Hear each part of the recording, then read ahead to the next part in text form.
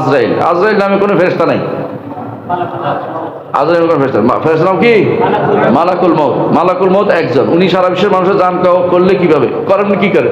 সুবহানাল্লাহ। ফেরেশতাদের ক্ষমতা কি আপনাকে বুঝাতে হবে? ফেরেশতারা কিভাবে করেন এটা আমরা কেমনে কব?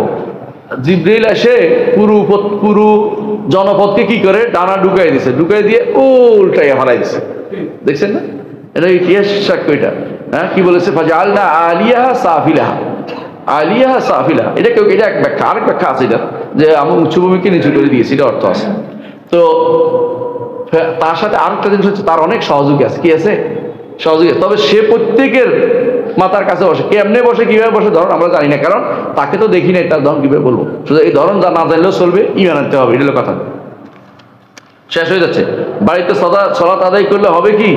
বাড়িতে সালাত আদায় করার যদি কোনো কারণ থাকে, সঙ্গত কারণ, বৃষ্টি হয়েছে, মেঘ হয়েছে, অনেক ঠান্ডা পড়ছে, অথবা কোনো কারণে যাইতে পারতেছে না ভয়ে, তাহলে পড়তে হবে। আর বিনা কারণে পড়লে অনেক ইমাম তাদেরকে তার সালাত হবে না বলতেন। বিনা কারণে পড়লে অনেক ইমাম তার সালাত হবে না বলতেন। এটাও বলে। আমরা বলি যে হবে তবে গুনাহগার হবে, বড় ধরনের হবে তবে গুনাহগার, সালাত হবে তবে গুনাহগার হবে, এটা বলি। জি।